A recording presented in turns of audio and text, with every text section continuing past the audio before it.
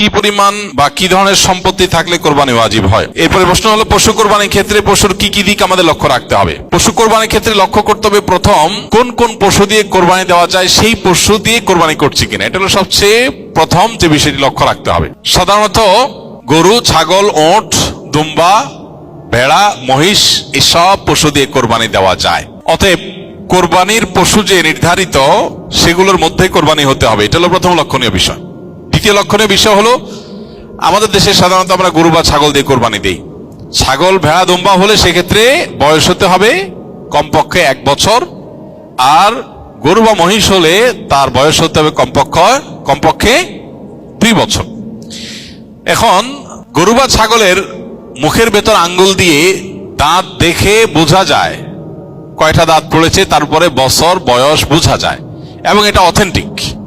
অতএব অভিজ্ঞরা যদি হাত দিয়ে দাঁত পড়া দেখে 1 দাঁত 2 দাঁত হয়েছে 2 বছর, 1 দাঁত হয়েছে 1 বছর, এটা দেখে যদি বয়স নিরূপণ করে, তার উপর ভিত্তি করে কোরবানি করা যাবে। কিন্তু খোলাসা কথা হলো, গরু হলো 2 বছর, ছাগল ভেড়া হলে 1 বছর বয়স হতে হবে। এটা হলো দ্বিতীয় লক্ষণীয় বিষয়। কোরবানির পশুর ক্ষেত্রে তৃতীয় লক্ষণীয় বিষয় হলো, পশুটা উল্লেখযোগ্য বা দৃশ্যমান বিশেষ কোন ত্রুটি থেকে মুক্ত হতে হবে। যেমন এত বেশি আঘাতপ্রাপ্ত হয়েছে যে, এত বেশি দুর্বল হয়েছে যে সে উঠে জবের জায়গা পর্যন্ত যেতে পারে না, একটা চোখে কিছু দেখেই না, একটা কান পুরা নষ্টই হয়ে গেছে, অ্যাক্সিডেন্টে বা কোনোভাবে দুর্ঘটনায় পা ভেঙে গেছে এমন ভাবে যে হাঁটতেই পারে না। তো এরকম যদি হয় তাহলে সেটা কোরবানির জন্য উপযুক্ত নয়। এবং কোরবানির জন্য তৃতীয় লক্ষণীয় বিষয় হলো, এই ধরনের ত্রুটি থেকে মুক্ত থাকবে। এমনি কানের অল্প একটু কাটা আছে, কোথাও একটু সামান্য কাটা গেছে, একটু দুর্বল হয়েছে, এটার কারণে কোরবানির অসুবিধা হবে না। মেজর কোনো অসুবিধা যদি না হয়, তা দিয়ে কোরবানি করা জায়েজ হবে। তো এই বিষয়গুলো মোটামুটি কোরবানির পশু নির্বাচনের ক্ষেত্রে লক্ষ্য করা হলো কর্তব্য। আর সবচেয়ে বড় বিষয়টা হলো নিয়ত। এটা কি গোশত খাওয়া, নাকি সামাজিক মর্যাদা রক্ষা করা, নাকি আল্লাহর সন্তুষ্টি উদ্দেশ্য, সেটা হলো কোরবানিটা অর্থবহ হওয়া বা এর বিনিময় আল্লাহর কাছে লাভ করার জন্য সবচেয়ে গুরুত্বপূর্ণ বিষয়। কি পরিমাণ বা কি ধরনের সম্পত্তি থাকলে কোরবানি ওয়াজিব হয়? উলামা হানাফির মতে কোরবানি ওয়াজিব সচ্ছল মানুষের উপরে। সচ্ছলতার সংজ্ঞা কি? যার কাছে এই পরিমাণ সম্পদ আছে, যে পরিমাণ সম্পদ দিয়ে সে, যে পরিমাণ সম্পদ হলে যাকাত ওয়াজিব হয়।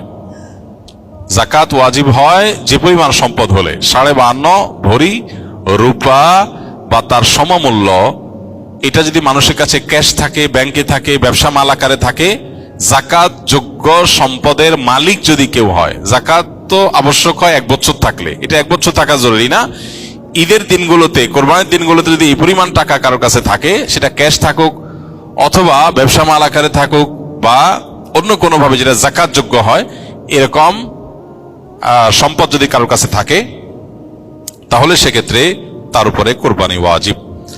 এখন যদি কারোর স্বর্ণ থাকে 10 ভরি, তাহলে 7.5 ভরির বেশি হলে যাকাত আবশ্যক হয়, বিধায় তার উপরে কোরবানিও কি হবে? বর্তাবে।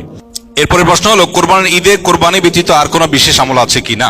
কোরবানির ঈদের দিনের সবচেয়ে সেরা এবং সবচেয়ে শ্রেষ্ঠ আমল হলো কোরবানি করা। কোরবানির চাইতে ফজিলতপূর্ণ কোনো আমল আর কোরবানির ঈদের দিনে নাই। তবে কোরবানির ঈদের দিনকে ঘিরে আরো অনেক আমল আছে। যেমন ঈদের নামাজ বা ঈদকে কেন্দ্র করে অনেকগুলো আমল আছে। ঈদগাহে কোনো কিছু না খেয়ে আসা, ঈদুল আজহার সুন্নাহ। দিনের প্রথম খাবার কোরবানির পশুর গোশত থেকে খাওয়া, এটা আরেকটা সুন্নাহ। অন্য যে কোনো সাধারণ উৎসব, বিশেষ করে ঈদুল ফিতরের মতো এই ঈদেও উত্তম পোশাক পরা, এটা মুস্তাহাব, ভালো।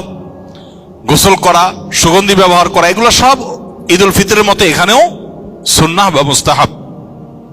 আর স্পেশাল আমল যদি বলেন, তাহলে কোরবানির ঈদে ঈদের গোশত দিয়ে দিনের প্রথম খাবার খাওয়া, এটা হলো কোরবানির পরে আরেকটা স্পেশাল আমল, যেটা ঈদুল আজহার জন্য বিশেষভাবে খাস।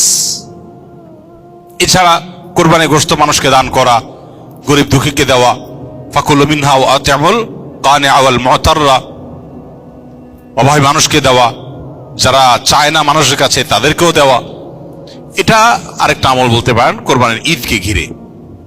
কিন্তু কোরবানির ঈদের সবচেয়ে গুরুত্বপূর্ণ এবং সবচেয়ে ফজিলতপূর্ণ আমল হলো ঈদুল আজহার দিনে আল্লাহর জন্য পশু কোরবানি করা, ইহরাকুদ্দাম বা পশুর জবে করা, রক্ত প্রবাহ করা আল্লাহর সন্তুষ্টি লাভের উদ্দেশ্যে, এটা হলো সবচেয়ে গুরুত্বপূর্ণ আমল। আল্লাহ তাআলা আমাদেরকে আমলের তৌফিক দান করুন। গত